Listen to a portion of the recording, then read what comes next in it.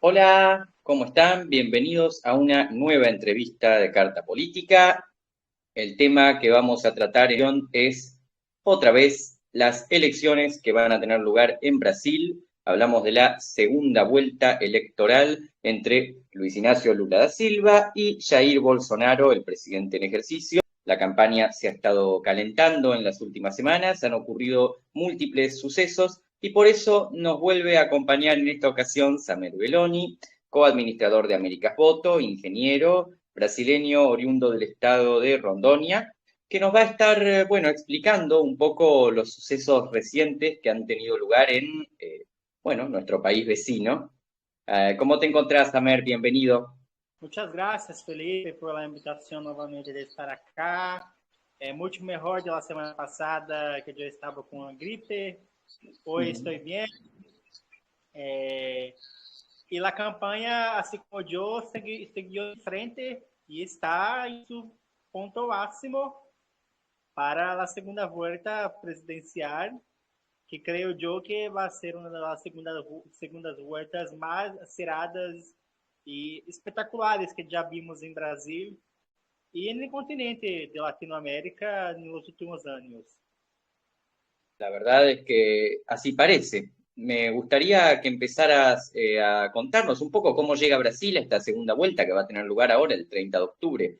¿Ha variado algo en las últimas 3 semanas? Recordemos que el resultado de la primera vuelta dio un 48,4% a favor del expresidente Luis Ignacio Lula da Silva, que ya gobernó entre 2003 y 2011, y un 43% a favor del presidente en ejercicio Jair Bolsonaro. ¿Qué nos podés decir sobre la campaña? ¿Ha variado algo? Es que a campanha está avançando de uma maneira muito rápida. Os apoios que muitos esperavam solamente em la semana final ou apoios críticos que chegariam hasta la semana los últimos días, las manifestaciones de calle, los banderazos, la campaña en sí está muy caliente y mucho más vigorosa que en la semana pasada. Normalmente, en las segundas vueltas, la primera semana e la última semana são as semanas claves, porque na primeira semana as pessoas que votaram a los candidatos que não passaram a segunda volta empiezam a mirar os dois candidatos que quedam e a ser escolhas. E a segunda e a terceira semana costumam ser a semana de campanha média, morna, que nada tenha muito interesse. Pero em Brasil, esto fugiu de la lógica. Na primeira semana foi uma semana muito intensa, de facto. Na primeira semana, o presidente Bolsonaro conseguiu apoios de governadores que, se bem traem votos para ele, são governadores que já apoiavam o presidente Bolsonaro, só não podiam decirlo porque corria risco de perder eleitorado de Lula em seu estado. Um exemplo claro é o governador de Minas Gerais, Romeu Zema, del Partido Nuevo, que vamos falar mais adelante, que é um partido que vamos falar mais adelante na entrevista, que concorreu à reeleição e ganhou em primeira volta, pero que Lula ganhou em seu estado com uma vantagem de 6 pontos. Ou seja, a boleta cortada, acá não temos boleta, acá é na urna, você bota a persona por números, o número do candidato, de outro, se são do mesmo partido, são o mesmo número, se é diferente, é número diferente. E foi muito utilizada em Minas Gerais este ano. O governador Zema foi eleito com 56%, ou quase 6 milhões de votos, e o presidente Lula, ex-presidente Lula, obtuvo 49%, casi 6 millones de votos también en Minas Gerais. Lo que pasó para que la porcentaje de Zema sea mayor en los votos 56%, 6 millones, Lula 49, 6 millones. Es que en Brasil, a diferencia de muchos países, los votos en blanco y los votos nulos no son votos válidos. O sea que en la elección presidencial, mucho menos votos nulos y blanco que en la elección para gobernador. Mucho menos. Mais de la mitad, ou seja, muito menos. Foi uma coisa que nunca havia passado, porque o voto é obrigatório em Brasil. E a tendência é que as pessoas que estão aburidas com isso vão votar e acabem votando nulo, branco, ou a figura que você conhecem bem, ele voto viciado, cá não tem voto viciado, porque não temos boletas. Y eso pasa mucho, pero ese año fue una excepción para presidente. Para gobernador, siguió la misma lógica, las personas anulaban los votos para gobernador y votaban para presidente. Entonces, la campaña del presidente Bolsonaro empezó mucho en eso la primera semana. La segunda semana fue una semana clave para el expresidente Lula. Fue una semana que recibió muchos apoyos de personas ligadas ao novo plano econômico que começou em Brasil em 1994, que é o Plano Real. O Plano Real foi o plano que sacou o Brasil da inflação extrema, foi o plano que deu ao Brasil uma estabilidade monetária muito forte no mundo. E todos os padres que assim são chamados do Plano Real apoiam Lula e dizem que a política econômica de Bolsonaro vai levar o Brasil à bancarrota e que ele vai levar o Brasil a crises institucionais e democráticas que podem não ser revertidas em um futuro próximo. Ou seja, está mais que em jogo a economia nessa eleição para eles. A democracia se juega nessa eleição. Ou seja, e também apoio de políticos como Simone Tebet, lembrando que foi a terceira colocada nas eleições presidenciais, quedou com quase 5 milhões de votos, o que é muita coisa, considerando que o ex-presidente Lula quedou a 1,5 milhão de votos de ganhar em primeira volta, e dele ex-candidato de Partido Democrático Laborista, Ciro Gomes. Só que Ciro Gomes não entrou muito na campanha, apenas deu seu apoio e se foi. Simone Tebet está fazendo campanha, está rodando o país com Lula e as encuestas de opinião dizem que sim, pode levar pelo menos a metade do seu eleitorado liberal, que é um eleitorado liberal, eleitorado de centro, um eleitorado que tinha muitas reservas ao Partido dos Trabalhadores, pero que pode levar pelo menos a metade destes votos e facilitar muito a vida do ex-presidente Lula em conteúdo que se espera se alarga a distância de infarto. Muy interesante lo que nos comentás, Samer, porque ya habíamos hablado antes sobre los apoyos con los que contaba Lula y la construcción que estaba haciendo de un frente bastante amplio que incluía tanto a figuras de la izquierda más dura, de grupos comunistas, hasta sectores de la centroderecha liberal. Y en los últimos días, bien mencionaba, sí, candidatos como Simone Tebet, y también había grupos liberales, ¿no?, que se habían movido en los últimos días para respaldar a la candidatura de Lula. ¿Con qué apoyos está contando ahora el expresidente de cara a esta segunda vuelta? Si pudieras describirnos un poco esa maraña de apoyos que está recibiendo Lula en este momento. Es bem isso. A aliança que agora encabeça o ex-presidente Lula abarca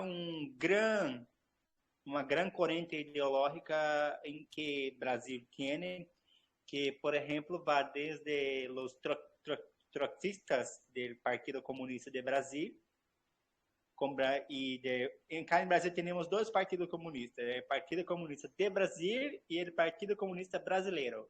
Os dois agora estão apoiando Lula e que são a esquerda mais dura que nós outros temos acá, a Causa Operária, que é um partido que remete à luta ouvriera na França, que também apoia Lula desde a primeira volta, hasta liberales, como hoy te comentaba en privado, del expresidente del Partido Nuevo. El Partido Nuevo fue un partido creado en 2015 por figuras del medio financiero, medio social de São Paulo, uma região muito rica, pessoas que não tinham um partido para chamar de suyo, uma ideologia clara, e abarcaram o liberalismo econômico, e um partido foi formado seguindo as regras, é claro, que era 500 mil firmas para ser um partido, e formaram o Partido Novo. O Partido Novo tuvo como seu primeiro presidente Juan Amoedo. Juan Amoedo foi candidato à presidência em 2018, concorreu com a plataforma à la derecha de Jair Bolsonaro no aspecto econômico, porque no social eu creio muito difícil chegar a um candidato à la derecha de Bolsonaro. Seguindo, a la derecha de Bolsonaro no aspecto econômico é uma pessoa que defende que quase todo o Brasil deva ser privatizado para que termine os problemas de solvência, os problemas de serviços públicos que muitos chamam de ineficientes. Pero bueno, Juan Moedo em 2020 muito crítico de Bolsonaro e da linha que o partido estava tomando no Congresso Nacional, que era todo o projeto que Bolsonaro enviava, o Partido Novo lo apoiava. Todo o projeto que o partido de Bolsonaro enviava ao Congresso, o Partido Novo lo aprovava. Juan Moedo decidiu, por fim, quedar acostado do partido, renunciou à presidência do partido e abriu para novas gerações de liberalismo para começar a tocar o partido. Não necessito dizer-te que foi um fiasco. O Partido Novo não solamente não conseguiu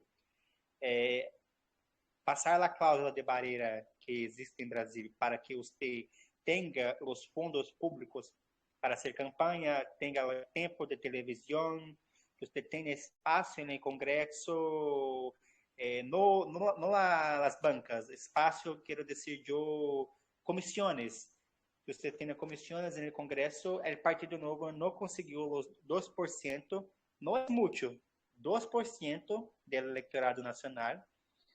O Partido Novo não quedou a 1% do total de votos, e seu candidato à presidência também não alcançou a votação mínima que quedou Juan Moedo em 2018, que foi 3%. O candidato do Partido Novo foi reduzido a 0,5%.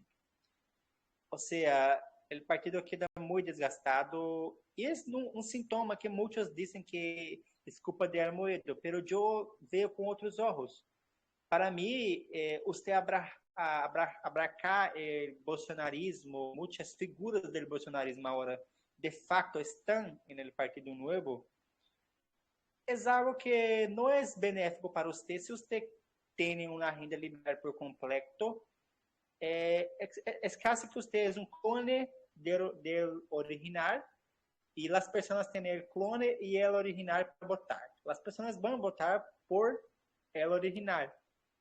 Então, se você não tem identidade própria, até o Partido Socialista de Brasil, que é um partido muito que sempre sofre com a causa de barreira, tem a sua identidade. Não depende do eleitorado de outros. Ou seja, o Partido Novo falhou, por hora, em sua missão de ser um partido que abarca o liberalismo. Uma pena, que tenho que confessar, uma pena, uma decepção para mim que isso tenha passado. Primeiro, é assim, os brasileiros têm a palavra soberana sobre isso. Entonces, Juan Moedo hoy mismo declaró en una entrevista a un medio de comunicación brasileño que va a votar por Lula en esta segunda vuelta porque teme que outro mandato do presidente Bolsonaro seja um mandato que você não tem como reverter os danos causados. Ele mesmo disse nesta mesma entrevista que é a primeira vez que vai votar ao Partido dos Trabalhadores.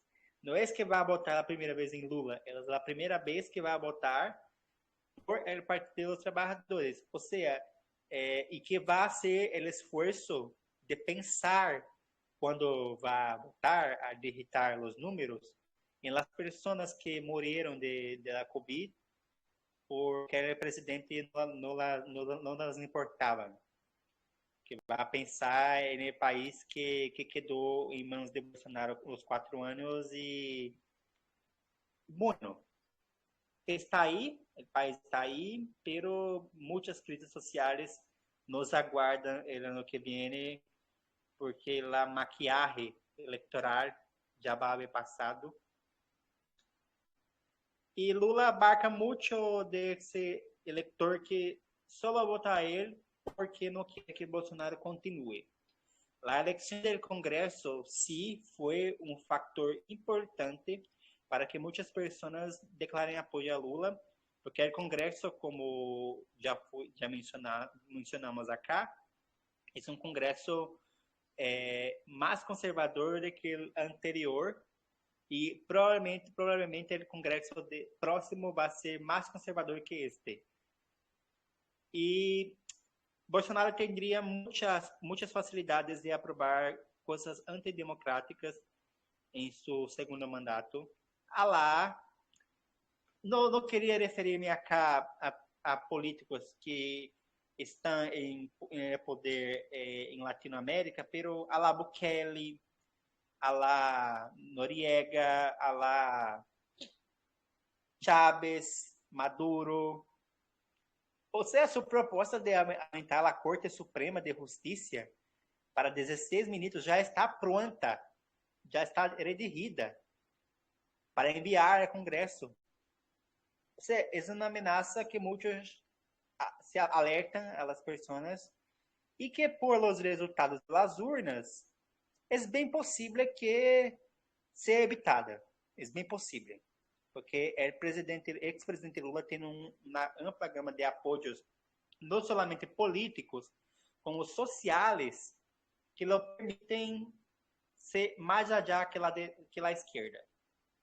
É isso, e se nesta semana o presidente Lula, usando na gíria de futebol deu de goleada ao presidente Bolsonaro. Muy bien, muy interesante este resumen. La verdad es que sí, hemos visto estos respaldos que ha recibido Lula en el último tiempo y también, bueno, en qué se amparan las justificaciones que han dado respecto al posible declive institucional que puede sufrir Brasil si se repite otro mandato de Bolsonaro. Y en ese contexto vemos que la pelea, bueno, como que ya no es tan ideológica como en el pasado. Obviamente lo es, hablamos de un candidato claramente a la derecha y uno que en su momento representó una expresión de izquierda, ¿no? Que fue el Continente, pero que, bueno, se ha desmarcado un poco por los grandes apoyos que ha recabado Lula, que han convertido a su frente en algo muy amplio, prácticamente de centro, con muchos elementos de la centroderecha. Y en este sentido, yo quisiera agregar una cuestión que habíamos hablado en entrevistas pasadas sobre la conversión de la votación en una suerte de guerra santa, ¿no? Con mucha presencia de la fricción creciente entre católicos y evangélicos allá en Brasil. ¿Cómo se ha desarrollado esto en las últimas semanas? ¿Se ha producido algún incidente destacable? Sí, se ha producido un incidente destacable, pero antes de entrar neste incidente em si, eu quero fazer uma alocação acá sobre esta questão de la eleição, que infelizmente Brasil conseguiu se dividir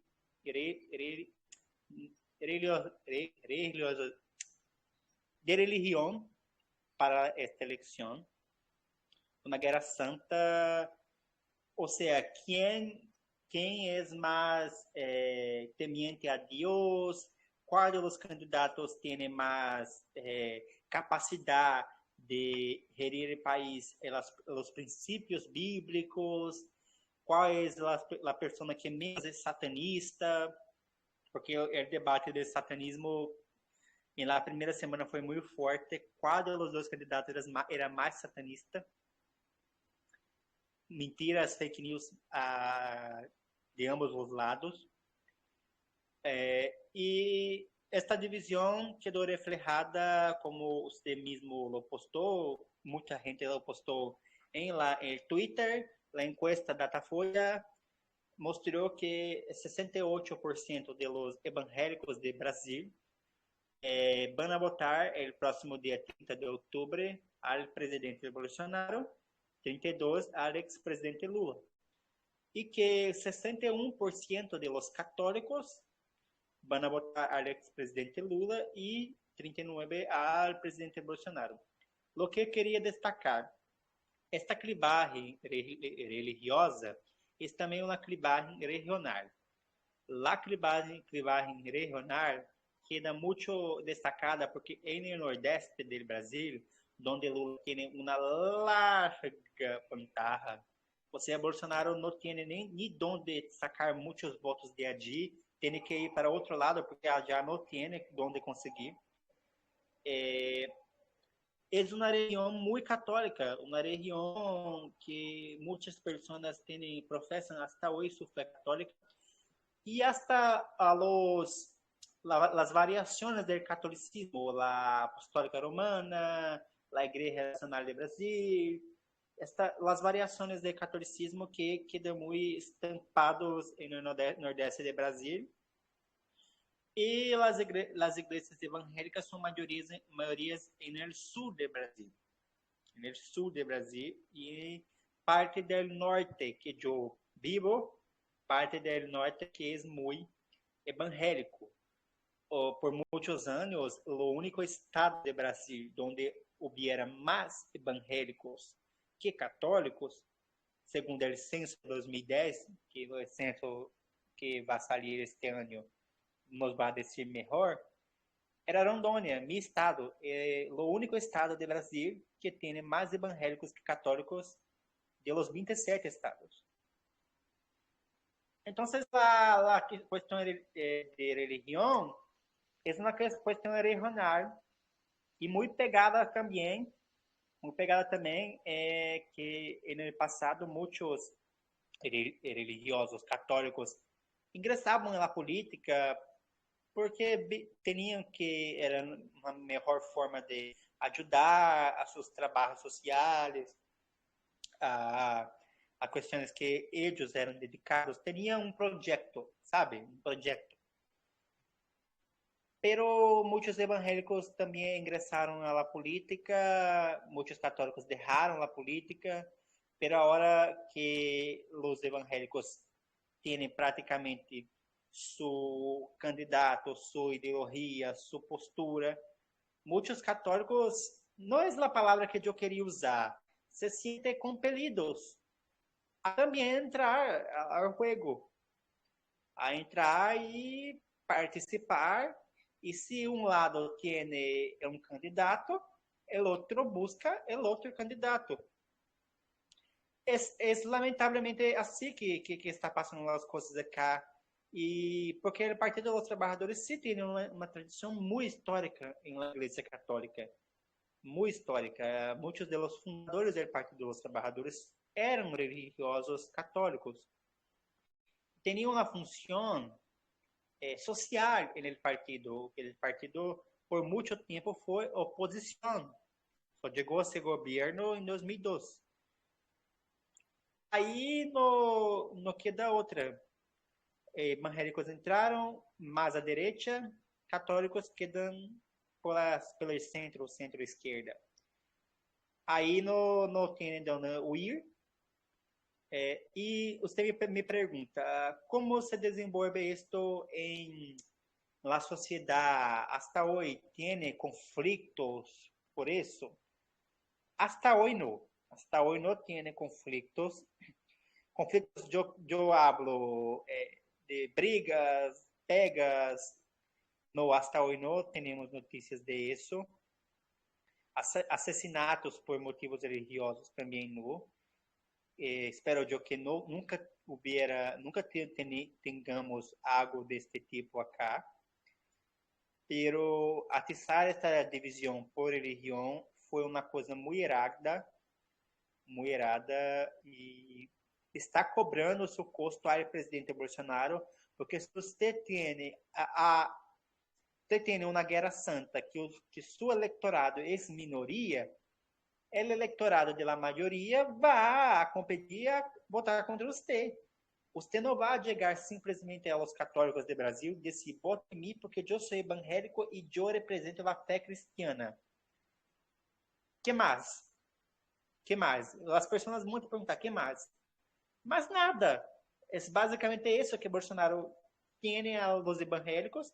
Muitos aceitam, pero ao entrar um eleitorado que não é particularmente receptivo a você, você tem que ter mais. E não tem. Então, é isso, Felipe. E o incidente que ocorreu dia 12 de outubro, em muitos países de Latinoamérica, são comemorados muitos outros feriados, ou seja, de la Libertação Espanhola, dia de la Nacionalidade, não sei qual é o feriado em Argentina, pero em Brasil, o feriado se chama el Dia de la Padroeira, de la Madre del Brasil, Nossa Senhora Aparecida, de la Madre Aparecida, Madre de Deus, que tem o dia 12 de outubro para celebrar sua vida, seu nascimento, sua intercessão hasta Jesus. Não sei bem dizer-te algo, porque eu não sou católico, eu sou evangélico. O que eu hablo é basicamente por coincidências de que eu vejo em pessoas que são católicas, que me dizem. Pero sí tengo certeza que es un día muy importante para la religión católica, muy importante. Es por eso que es feriado. Ningún católico trabaja a no ser en necesidad en ese día. Santuário de Aparecida del Norte, em São Paulo, que é um município do interior de São Paulo, que é a maior catedral do Brasil, que tem o arcebispo Dom Luís de Brasil. E o arcebispo, em la mensagem, na missa, disse que os brasileiros de 30 de outubro têm 3 dragões para enfrentar. Este próximo dia 30 de outubro. 3 dragões. El dragão de la hambre, el dragão del odio e el dragão de la intolerancia. Estou com o presidente Bolsonaro em la plateia, sentado allá, com muitos de seus apoiadores tomando o assento de pessoas que realmente queriam estar allá para pedir bênçãos à la Madre, à Santa, e não simplesmente seguir a um político. Pero bueno.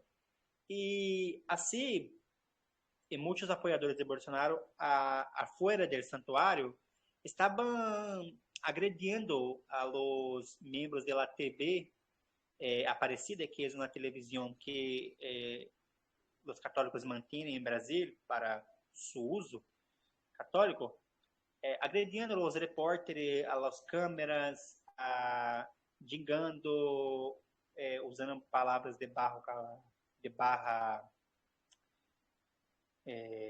como eu poderia dizer, de barra... Agresiones.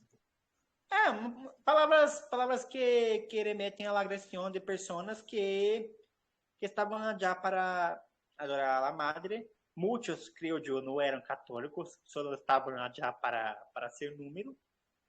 E usando, além das palavras, teve um que chegou a beber alcoólico, cerveja alcoólica em el santuário.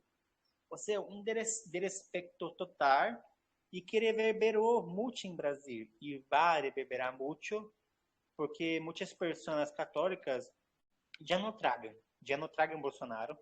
Isso é um fato. Já não tragam. E agora mais não vão tragar.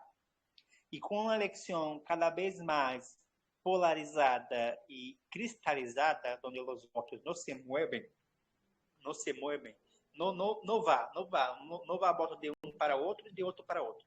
E nem voto de um para nulos e blancos. É isso e pronto, e ponto. Não se movem. Estão como estão.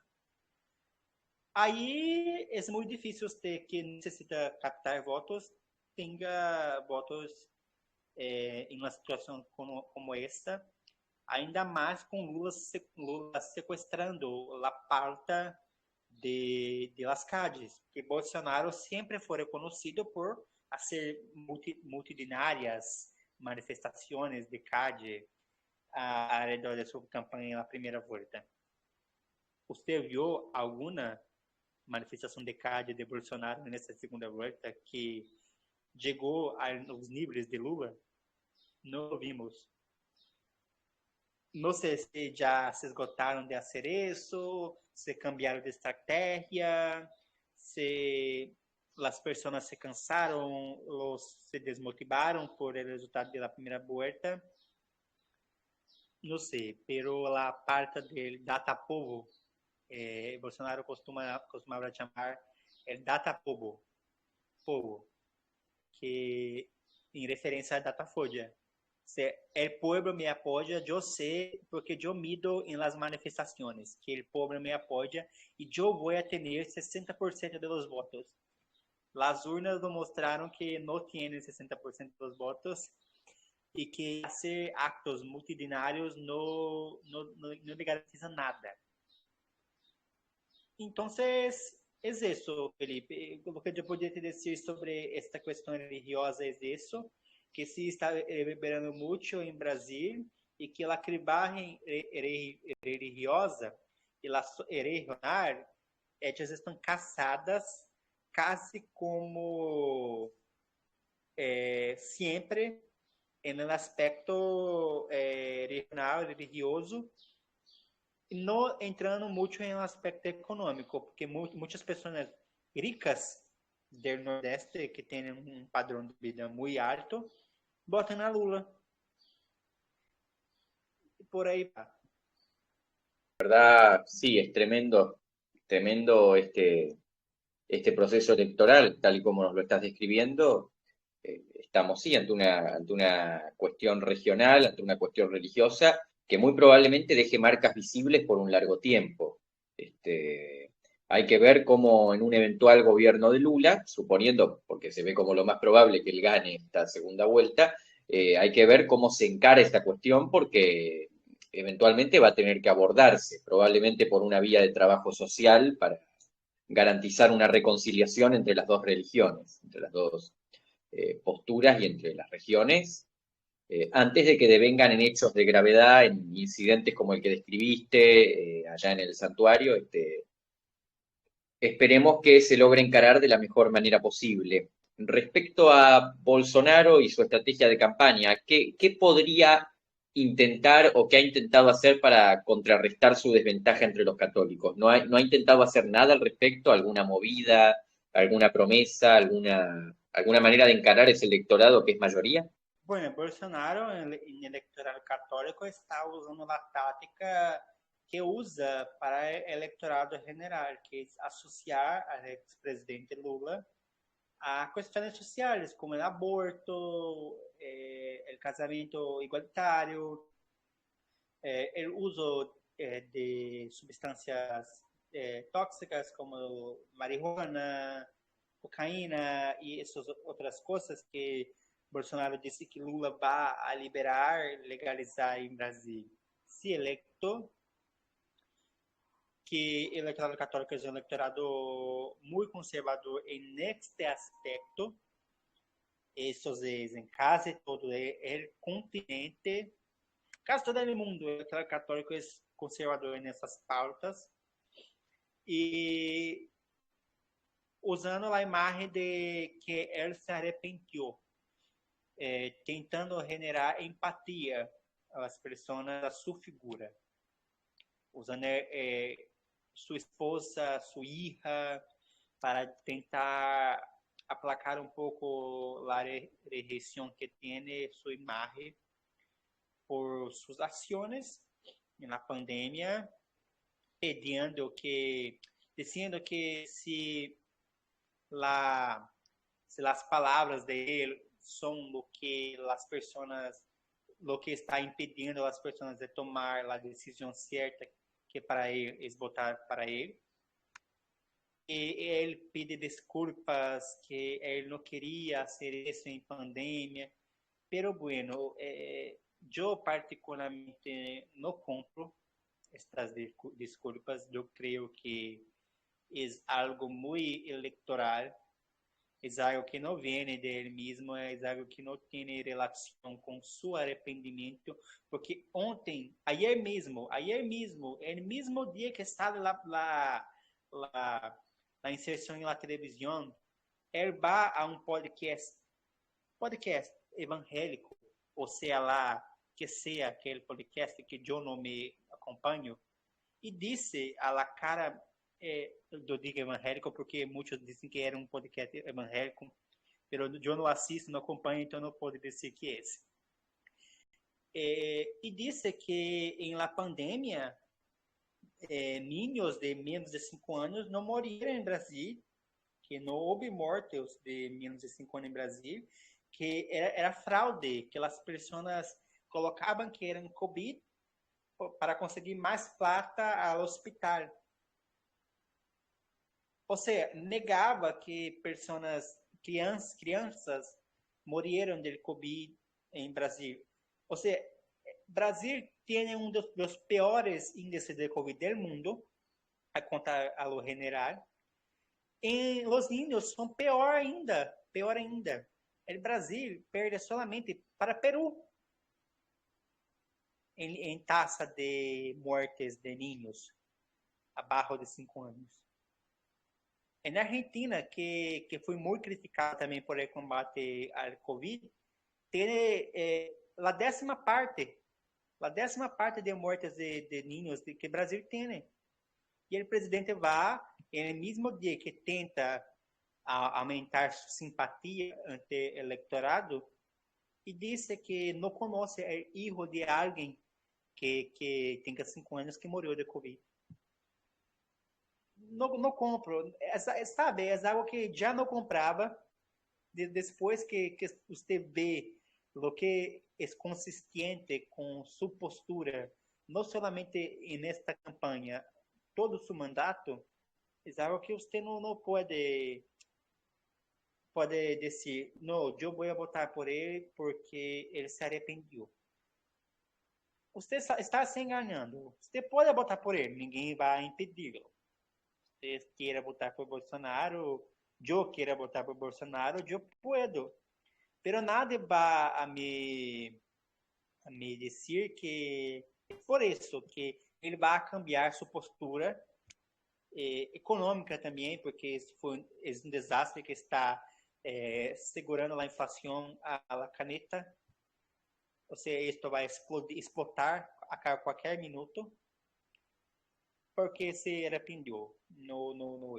Desculpa tornar isto um pouco personalista, Felipe, pero eu tenho que dizer que eu fui uma das pessoas que sofreu por la Covid. Em la mesma época que Bolsonaro negava que a Covid causava mortes. E não puedo deixar de falar isso, porque quem me sigue por América dos Votos sabe o que eu passei, a pessoa que eu perdi para a Covid, na mesma época que Bolsonaro dizia que não existia.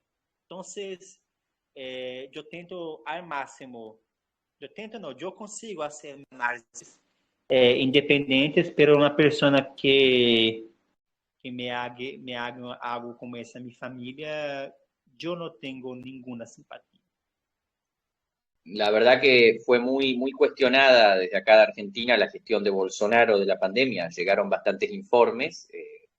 Sí, recordamos sus declaraciones del famosísimo Euma Agripiña, que llegó a declarar en su momento, incluso cuando le dio COVID, también lo recordamos. Pero bueno, esperemos de corazón que a partir del año que viene se encaren las cuestiones sanitarias de otra manera en Brasil. Y bueno, la verdad, lamentable que haya tenido que llegarse hasta ese punto. En definitiva, nos acercamos a la recta final ya para ir cerrando, Samer. Si pudieras comentarnos sobre el debate que se viene ahora entre Lula y Bolsonaro, bueno, y desde ya te invito para que la próxima semana, si querés, podemos hacer una entrevista más antes de la segunda vuelta, en la cual vamos a analizar este debate. Podemos poner partes del debate y analizarlas un poco. Si pudieras comentarme qué es lo que se viene, y nada, y ya con eso iríamos cerrando. Y si querés meter alguna reflexión para terminar. Entonces, el debate de Bandeirantes, que es la red de televisión que normalmente abre los debates de primera y segunda vuelta en Brasil, siempre son los primeros a hacerlo. Es mañana a las 8 horas de Brasilia y de Buenos Aires y a las 7 horas acá en región.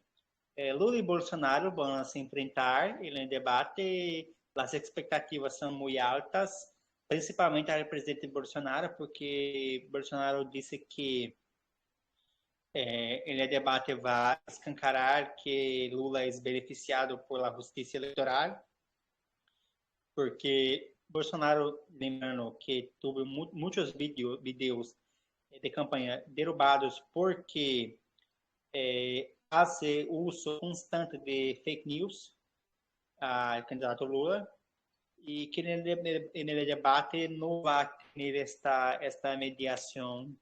Pero se engana mucho también que hay pedidos de respuestas.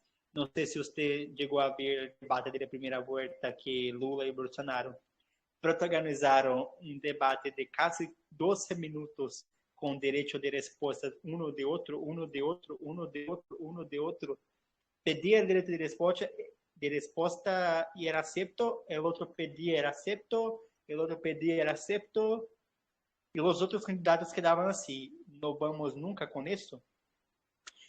Entonces, el debate de mañana tiene un modelo muy diferente, inovador, que en Brasil nosotros nunca hubiéramos utilizado, que es el modelo que usted da 15 minutos para un candidato y 15 para otro, y ellos debatem temas livres entre ellos para poder debater as ideias e propostas, sempre que quando zera el reloj de uno e del outro, termina o bloco media hora. Então, é algo inovador que eu particularmente estou muito encantado de presenciar amanhã no debate.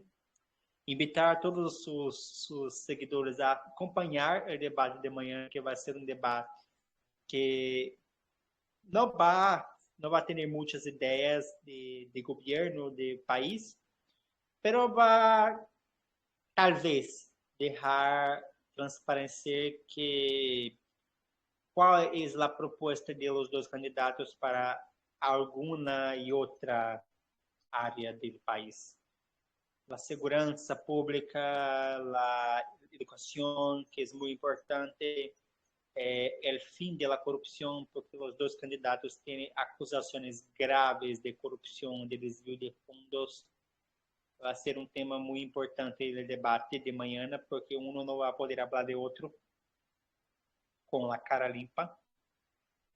E é isso. O outro tema que eu quero meter a entrevista, a finalizar, e agradecer a ti por a oportunidade, é as encuestas. As encuestas dessa semana salieron. Muitos não creem mais em encuestas depois do erro da primeira volta, principalmente en las encuestas estaduales. Pero bueno, as encuestas dan que Lula está ganhando em todas elas, hasta Atlas Intel, não sei se você conhece Atlas Intel, que foi uma das melhores encuestadoras de Brasil este ano e dos Estados Unidos em 2020. E foi uma encuestadora que ganhou fama e que a hora da que Lula vai ter 53% dos votos contra 47% de Bolsonaro, é o mesmo resultado que dá Datafolha, é o mesmo resultado que dá Quest, é o mesmo resultado praticamente que dá IPEC. Ou seja, as encuestas estão coincidindo com o resultado e coincidindo que o voto não é transferível, ou seja, aquelas pessoas não vão a cambiar de candidato até o dia 30 de outubro. Ou seja, se Bolsonaro tem a chances é que cresça a abstenção no Nordeste do Brasil, nas camadas sociais que Lula tem muita mais capilaridade, porque se os votos se repetiram, as chances de Bolsonaro são escassas. Isso, basicamente, nada muito novo neste aspecto. Eu queria muito falar era sobre a questão da divisão religiosa em Brasil, na eleição, e as campanhas de Lula que começaram a tomar corpo e arma, diferente da de Bolsonaro, que não tem muitas demonstrações de força nessa segunda volta. E é isso. Muitas graças por nos dar a oportunidade de estar aqui novamente falando com você e seus seguidores. Pedir a seus seguidores que nos sigam em Twitter, @americasvotos, ou se querem me seguir personalmente, podem me seguir @belone123.